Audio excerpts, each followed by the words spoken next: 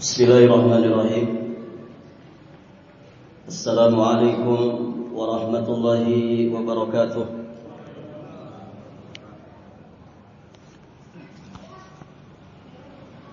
Alhamdulillahi rabbil alamin. Wabihi nasta'in ala umuri dunya waddin. Wassalatu wassalamu ala ashrafil anbiya'i wa imamil mursalin, نبينا محمد عليه أفضل الصلاة وأتم التسليم وعلى آله وأصحابه أجمعين وسلم تسليما مزيدا إلى يوم الدين ثم أما بعد. اللهم إنا نسألك علما نافعا ونعوذ بك من علم لا ينفع. يا حي يا قيوم برحمتك نستغيث. أصلح لنا شأننا كله ولا تكلنا إلى أنفسنا طرفة عين. Para hadirin jamaah salat maghrib dan isya rahimani wa rahimakumullah. Alhamdulillah, kita bersyukur kepada Allah Subhanahu wa taala.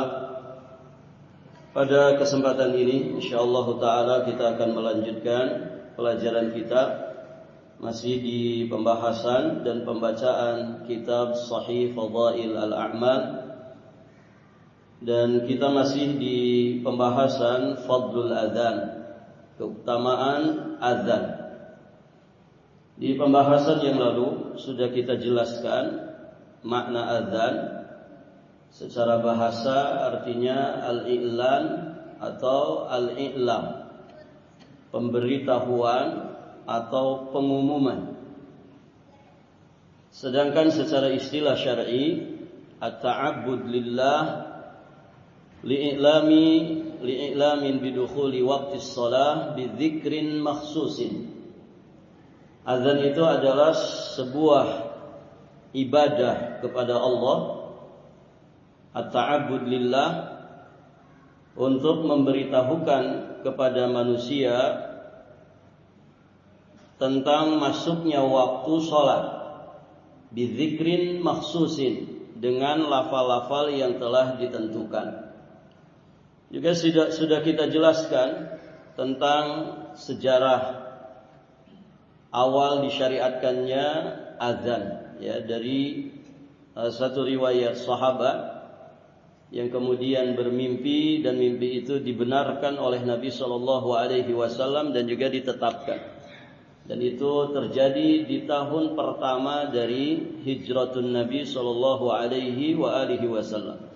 Baik para jamaah, berikutnya kita akan membahas hadis yang dibawakan oleh penulis di sini. Qala al-muallif hafizahullahu taala an Abi Sa'id Al-Khudri radhiyallahu taala anhu anin Nabi sallallahu alaihi wasallam annahu qala la yasma'u mada sautil muadzini jinnun wala insun wala syai'un illa syahida lahu yaumal qiyamah. Rawahu al-Bukhari. Hadis yang diterima dari jalan sahabat yang mulia Abu Sa'id Al-Khudri radhiyallahu taala anhu dari Nabi sallallahu alaihi wasallam, beliau bersabda, kata Nabi, tidaklah bangsa jin dan bangsa manusia atau yang lainnya mendengar suara azan di tempat terjauh yang bisa terjangkau oleh suaranya muadzin, melainkan dia, yakni yang mendengarkan suara azan tersebut, akan menjadi saksi baginya, yakni bagi muadzin, pada hari kiamat nanti. Taib, hadirin jamaah dirahmati Allah. Hadis ini, kata penulis hafizahullah taala, menerangkan tentang keutamaan azan dan mengeraskan suara ketika mengumandangkannya. Jadi semakin banyak dari manusia dan jin, semakin banyak makhluk-makhluk Allah Subhanahu wa taala yang bisa mendengarkan suara azan dari seorang muadzin, maka akan semakin banyak keutamaan yang akan dia dapatkan. Sehingga para jamaah yang dirahmati Allah, dari hadis ini juga dikatakan di sini bahwa seorang muadzin itu hendaknya mengeraskan suaranya. Walhamdulillah di masa ini hadirin jamaah yang dirahmati Allah, ada wasilah, ada yang namanya sarana untuk kemudian kita itu membesarkan dan mengeraskan suara. Namanya mukabbir as-saut, pembesar suara. Ini yang ada di hadapan saya ini namanya mukabbir as-saut, pembesar suara. Sehingga hadirin jamaah yang dirahmati Allah, ketika kemudian suara ini semakin besar, ditambah keras dan besarnya suara seorang muadzin, tentu akan semakin jauh jangkauannya.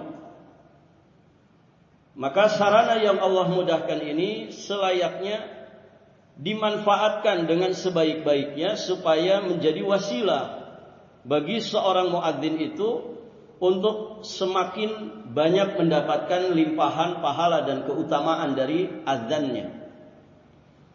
Dari sini juga tentu para pengurus masjid hendaknya punya perhatian yang besar ya untuk sarana ya bagi muadzin untuk dia mengumandangkan azan dan juga iqamah, juga untuk imamnya ya, sehingga speaker di masjid itu hendaknya diperhatikan. Kenapa? Karena ini wasilah untuk mendapatkan fadilah yang besar. Semakin banyak yang mendengar suara azan, semakin jauh jangkauannya, semakin besar fadilah yang akan didapatkan. Maka yang menjadi wasilah untuk muadzin, untuk imam mendapatkan fadilah besar ini, mereka juga akan mendapatkan pahala yang sama. Jadi para DKM masjid tentu juga harus perhatian. Ya, jangan sampai suara imam, suara muadzin yang sudah sangat bagus, sudah sangat merdu, sudah sangat keras, kemudian akhirnya tidak maksimal dinikmati oleh kaum muslimin, didengarkan oleh kaum muslimin gara-gara speakernya mungkin kurang bagus. Begitu ya. Kalau bisa punya speaker tuh kayak Masjidil Haram gitu Pak ya. Kayak Masjid Nabawi. Masya Allah.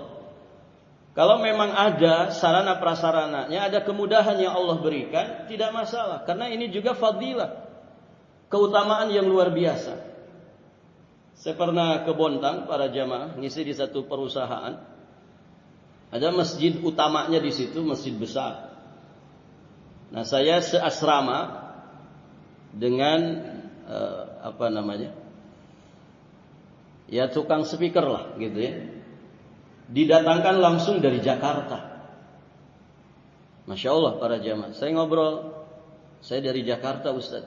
Ada 4 atau 5 orang begitu ya. Sedang apa Pak di sini?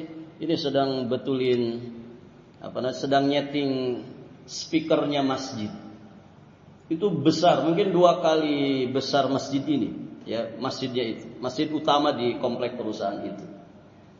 Kemudian beliau cerita, ini kami Ustaz proyeknya sampai 400 juta. Itu Pak. 400 juta hanya untuk apa? Speaker.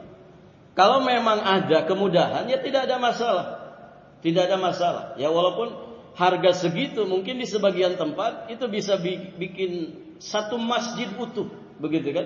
400 juta. Ini hanya untuk speakernya saja.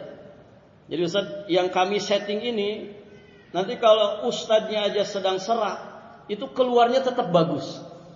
Masya Allah. Jadi di sini tuh ada kayak penyaringnya Pak. Ada yang kayak selaput begitu. Jadi kalau ustadznya suaranya cempreng, tetap jadi bagus. Kalau suara ustadznya sedang serak, keluarnya tetap bagus. Yang di ujung sana, yang di pojok sana, itu sama jelasnya ketika mendengarkan yang bicara di depan, sama seperti yang di depan. Ini kan Masya Allah gitu ya.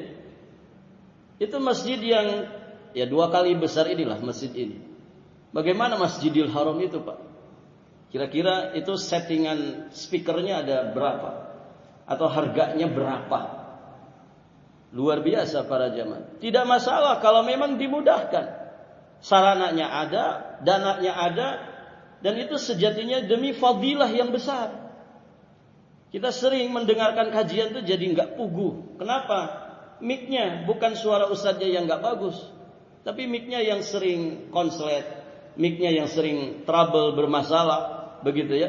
Barakallahu fiikum. Nah, kalau kemudian mic-nya bagus, muadzin jadi mantap, ya, suara imam jadi mantap, bisa dinikmati oleh jamaahnya. Pun demikian ketika ada pengajian-pengajian. Nah, itu para jamaah yang dirahmati Allah. Jadi di dalam hadis ini selain menjelaskan tentang keutamaan azan, juga menjelaskan tentang bahwa muadzin itu selayaknya mengeraskan suaranya supaya semakin banyak fadilah yang akan dia dapatkan.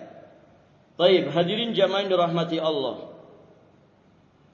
Menyeru orang lain untuk melaksanakan salat ini sejatinya merupakan salah satu ibadah yang diwajibkan Allah Subhanahu wa taala. Ada silang pendapat di kalangan para ulama, hadirin jamaah yang dirahmati Allah, tentang hukum azan. Sebetulnya hukum azan ini apa? Apakah wajib ataukah sunnah? Ada dua pendapat di kalangan para ulama. Sebagian mengatakan hukumnya fardu kifayah, wajib kifayah. Idza qama ba'dun saqata 'anil baqin. Apabila ada yang sudah mengamalkan, maka yang lain gugur kewajiban. Baik, para jamaah yang dirahmati Allah. Sebagian mengatakan sunnah muakkadah. Walaupun kemudian dipilih oleh sebagian para ulama bahwa pendapat yang kuat, pendapat yang hak, insyaallah taala, pendapat yang mengatakan bahwa azan itu hukumnya fardu kifayah. Sehingga satu wilayah, satu desa tidak boleh kemudian di satu wilayah itu tidak ada kumandang azan. Minimal ada satu yang mengumandangkan azan, sehingga yang lain tidak wajib mengumandangkan azan. Nah, itu makna dari fardu kifayah. Alhamdulillah di kita ini hampir tiap RT ada masjid, dan masing-masing masjid pasti mengumandangkan azan. Baik, para jamaah yang dirahmati Allah. Mengapa azan itu merupakan fardu kifayah? Artinya dia merupakan kewajiban. Karena banyak alasan. Hadirin jamaah yang dirahmati Allah.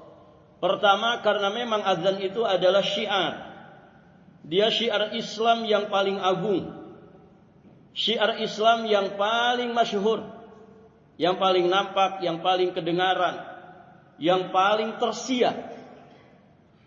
Amalan ini, hadirin jamaah yang dirahmati Allah, azan ini senantiasa dilaksanakan dan diamalkan sejak pertama kali disyariatkannya sampai Nabi Shallallahu Alaihi Wasallam wafat. Kemarin kita sudah bahas disyariatkannya azan di tahun berapa, Pak? Di tahun pertama Hijriyah. Nabi wafat tahun 11 Hijriyah. Nabi wafat di tahun 11 Hijriyah. Dari semenjak pertama disyariatkan sampai Nabi wafat, azan ini tetap dikumandangkan dan ditetapkan sebagai syiar Islam. Tidak pernah diceritakan, hadirin jamaah yang dirahmati Allah, Nabi Shallallahu Alaihi Wasallam kemudian meninggalkan syariat azan ini, dan juga tidak pernah ada dispensasi untuk tidak melaksanakannya. Selalu berkumandang di masjid Nabi itu azan. Maka azan ini selalu berkumandang. Hadirin jamaah yang dirahmati Allah, baik ketika Nabi mukim atau ketika Nabi safar, baik hadirin jamaah yang dirahmati Allah di siang hari ataupun di malam hari, semua salat 5 waktu dengan kumandang azan. Ini yang pertama. Kemudian yang kedua, Nabi Shallallahu Alaihi Wasallam juga menjadikan azan itu sebagai tanda keislaman. Ya, sebagai tanda keislaman. Tanda bahwa satu kaum itu berpegang teguh dengan Islam. Tanda satu kaum itu ada di dalam Islam. Ada satu riwayat, hadirin jamaah yang dirahmati Allah. Riwayat sahih, terdapat di Sahih Al-Bukhari juga Sahih Muslim. Dari sahabat yang mulia Anas bin Malik radhiyallahu taala anhu, bahwa jika Nabi sallallahu alaihi wasallam memerintahkan kami, yakni para sahabat, untuk menyerang satu kaum, beliau tidak menyerangnya hingga datang waktu subuh, sambil kemudian Nabi mencermati, memantau, memeriksa tentang keadaan kaum itu. Hadirin jamaah yang dirahmati Allah, apabila Nabi mendengar suara azan di wilayah yang akan diserang ini, maka beliau tidak jadi menyerang mereka. Namun sebaliknya, wa illam yusma adzanan aghara anhum. Kata Anas bin Malik, sebaliknya apabila beliau tidak mendengar suara azan, barulah kemudian kaum tersebut diserang oleh Nabi sallallahu alaihi wasallam. Jadi azan itu sebagai pertanda keislaman. Jelas ya, kalau ada kumandang azan berarti di situ ada kaum muslimin. Dan lafaz-lafaz azan itu adalah kalimat-kalimat thayyibah, kalimat-kalimat syahadatain, ya, kalimat tauhid, la ilaha illallah. Baik, para jamaah yang dirahmati Allah. Kemudian mengapa ini hukumnya wajib azan ini? Karena memang Nabi sallallahu alaihi wasallam memerintahkannya. Di hadis yang lain, riwayat Imam Malik dari Malik bin Al-Huwairits, bahwa Nabi sallallahu alaihi wasallam beliau pernah bersabda, riwayat ini ada juga di Sahih Bukhari juga Sahih Muslim. Beliau bersabda kepada para sahabatnya, "Idza hadaratis shalah," apabila waktu salat sudah tiba, "falyu'adzin lakum ahadukum," maka hendaknya salah seorang di antara kalian mengumandangkan azan. Ini hadirin jamaah yang dirahmati Allah, kalimat perintah. "Falyu'adzin lakum ahadukum." Hendaknya salah seorang di antara kalian mengumandangkan azan. "Wal ya'ummakum akbarakum." Wal ya'ummakum akbarakum. Dan hendaknya orang yang paling tua usianya mengimami kalian. Baik para jamaah, jelas ya dari perintah Nabi ini, sebagaimana ya kaidah di dalam usul, bahwa al-amru yufidul wujub. Perintah itu mengandung makna wajib. Kemudian para jamaah yang dirahmati Allah, perintah Nabi yang lainnya kepada Bilal. Riwayatnya juga dari sahabat yang mulia Anas bin Malik radhiyallahu taala anhu. Juga terdapat di Sahih Al-Bukhari dan Sahih Muslim. Anas bin Malik mengatakan, "Umira Bilalun an yashfa'al adzan wa yutiral iqamah." Bilal diperintah oleh Nabi sallallahu alaihi wasallam untuk mensyafa' adzan, menggenapkan adzan dan mengganjilkan iqamah. Menggenapkan azan dan mengganjilkan iqamah. Maksudnya apa ini, Pak? Ya, kalau azan kan dua kali ya. Allahu Akbar, Allahu Akbar, Allahu Akbar, Allahu Akbar. Dua kali itu. Satu kalimatnya dua kali. Tapi kalau iqamah ganjil satu-satu. Allahu Akbar, Allahu Akbar, asyhadu an la ilaha illallah, asyhadu anna Muhammadar Rasulullah, hayya 'alas shalah, hayya 'alal falah, dan seterusnya. Nah, Bilal diperintah oleh Nabi seperti itu, menggenapkan azan dan mewitirkan, mengganjilkan iqamah. Lagi-lagi ini perintah, dan asal hukum perintah hukumnya adalah wajib. Kemudian para jamaah yang dirahmati Allah, hadis yang kemarin juga kita bahas dari Abdullah bin Zaid tentang azan yang dimimpikan oleh Abdullah bin Zaid, yang kemudian ternyata juga Umar ibnul Khattab memimpikannya. Ketika mimpi Abdullah bin Zaid ini diceritakan kepada Nabi sallallahu alaihi wasallam, maka Nabi menetapkan dan membenarkannya. Kata Nabi, innaha ru'ya haq insyaallah. Sesungguhnya itu adalah mimpi yang benar insyaallah.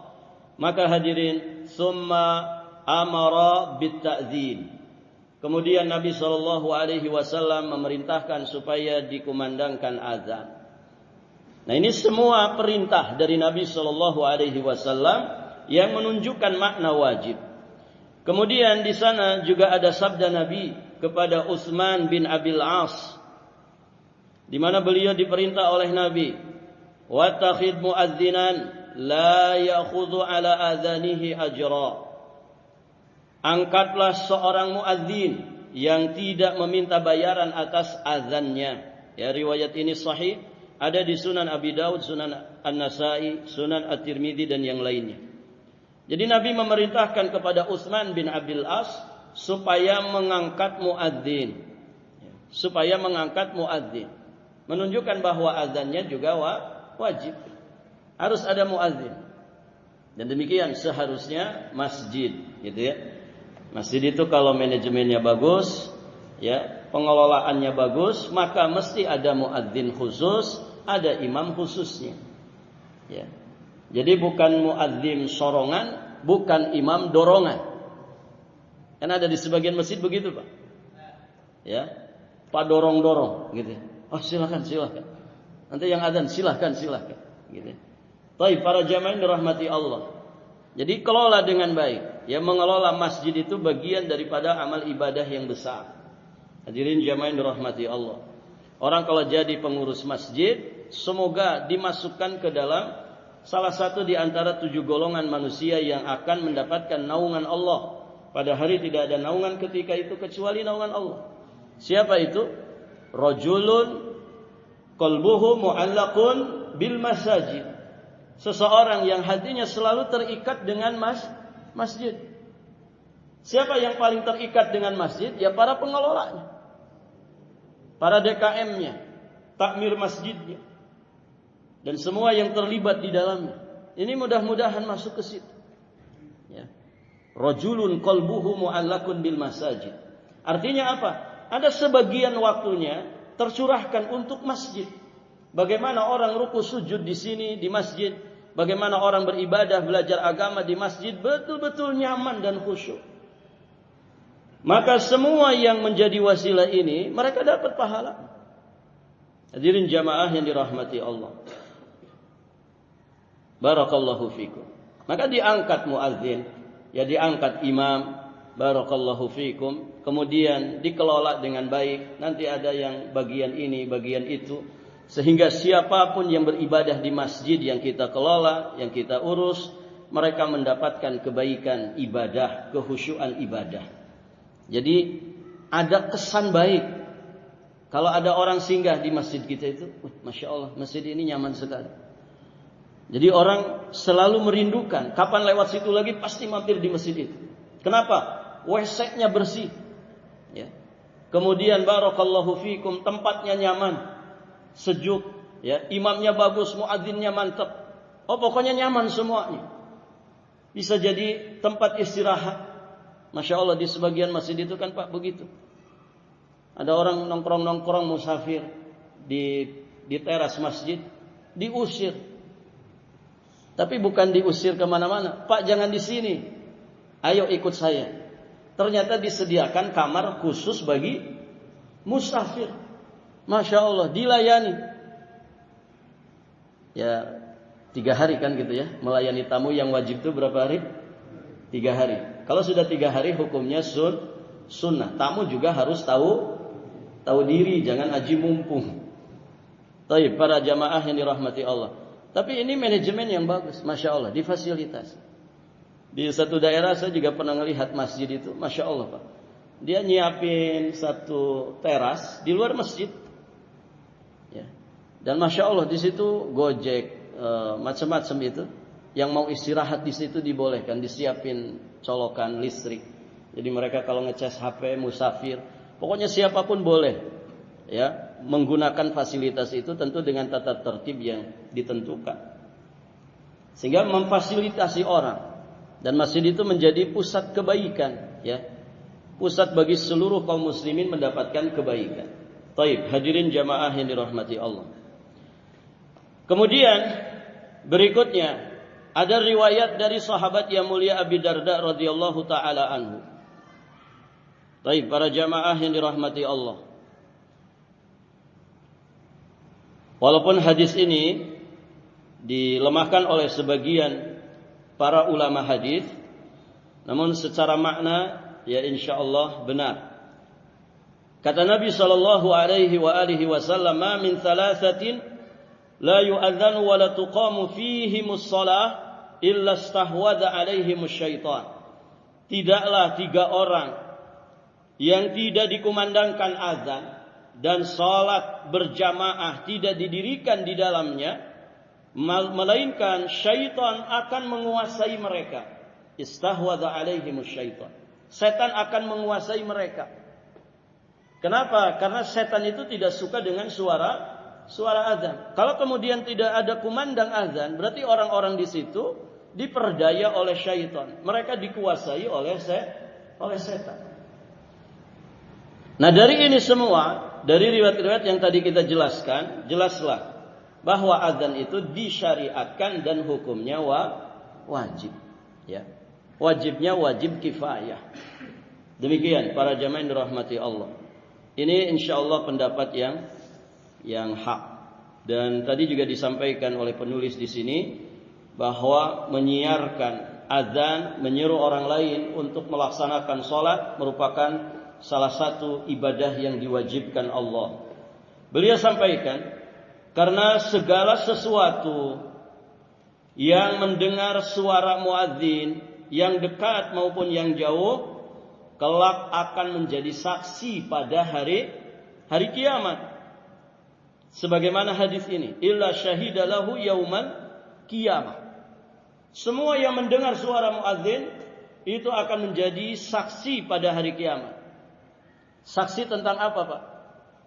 Tentang kebaikannya atau keburukannya? Kebaikannya. Karena azan itu at-ta'abbud lillah.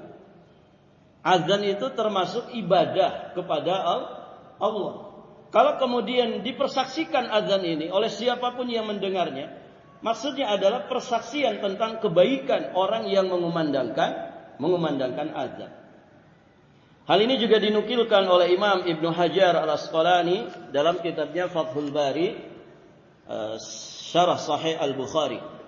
Beliau nukilkan apa yang disampaikan oleh Imam Al-Baydhawi, di mana beliau mengatakan bahwa suara azan dari tempat yang paling jauh jangkauannya akan terdengar lebih samar daripada yang dekat.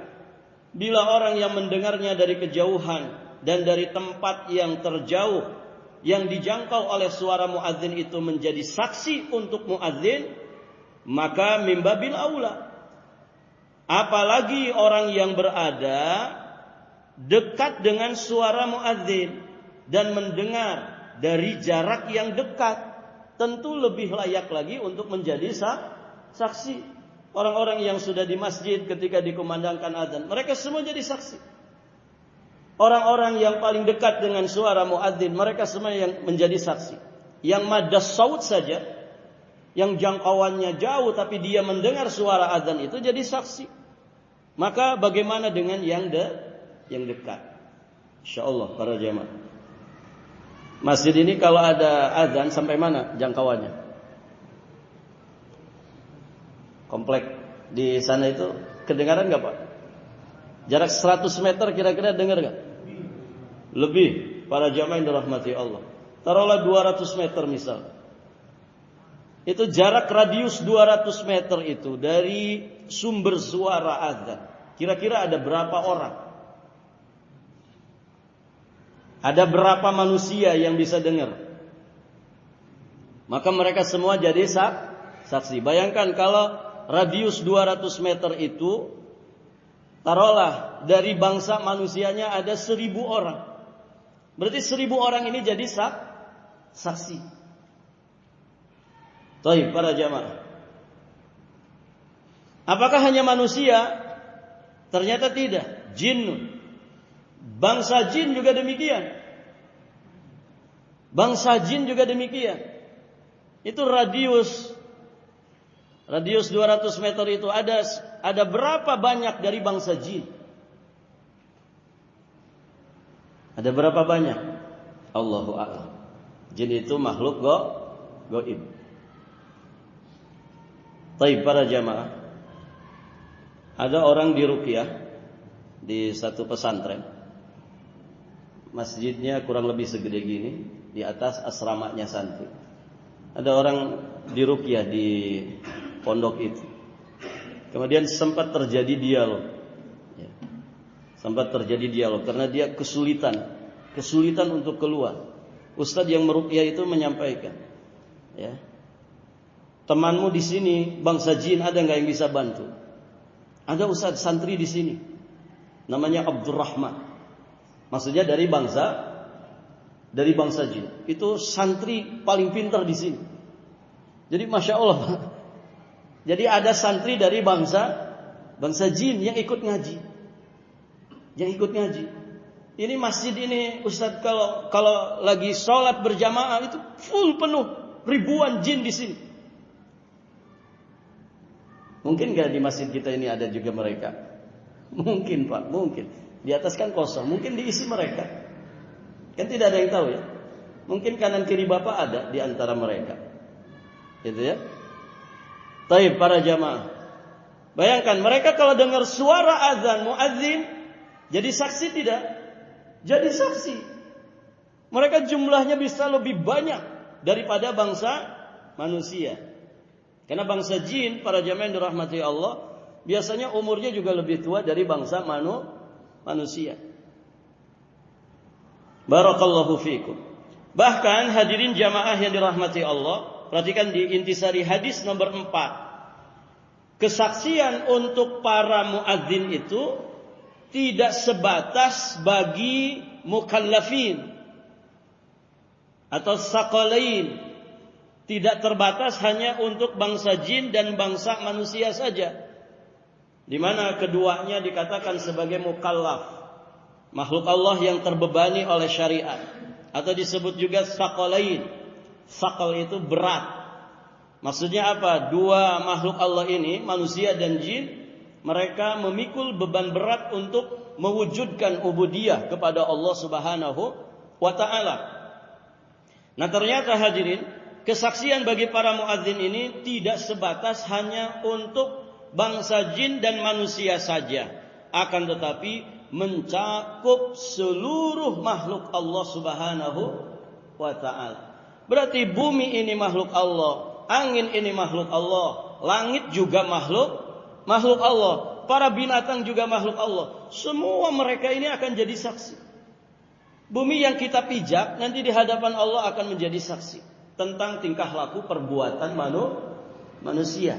Jadi saksi Pak. Hadirin jamaah yang dirahmati Allah, langit juga demikian.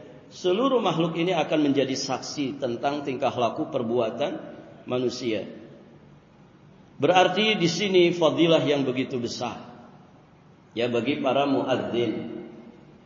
Ya segenap kaum muslimin yang mendengar seruan azan ini, mereka akan menjadi saksi bagi sang muadzin seraya mengisyaratkan akan keutamaan yang diraihnya. Dan itu juga menjelaskan keluhuran derajat dan pahala yang kelak akan didapatkan pada hari kiamat. Karena pada hari itu tentunya manusia itu sangat membutuhkan pahala. Jadi di antara yang sangat-sangat kita butuhkan saat kita menghadap Allah di kehidupan akhirat nanti adalah ya pahala kita. Apa yang dulu kita tanam selama di alam dunia. Jika yang ditanam itu kebaikan-kebaikan, insya Allah yang kita panen juga adalah kebaikan-kebaikan. Atau yang disebut dengan hukum tabur tuai. Apa yang kita taburkan, benih apa yang kita taburkan di dunia ini, maka itu nanti yang akan kita tuai. Itu nanti yang akan kita panen di kehidupan akhirat nanti. Maka ini keutamaan yang luar biasa bagi para muadzin. Maka keraskan suara azan itu, baguskan ya speakernya yang menjadi wasilah Ya, suara muadzin itu semakin besar dan semakin jauh jangkauannya supaya muadzin itu mendapatkan pahala yang sangat-sangat besar dan berlimpah. Demikian pula yang menyiapkan alat-alatnya, mereka juga akan mendapatkan pahala yang besar di sisi Allah Subhanahu wa taala. Taib, para jamaah yang dirahmati Allah, sampai di sini pelajaran kita. Sisa berapa menit, Pak? Masih 5 menit. Baik para jamaah, hadis berikutnya ini nanti saja ya, kita lanjutkan insyaallah taala di kesempatan yang akan datang.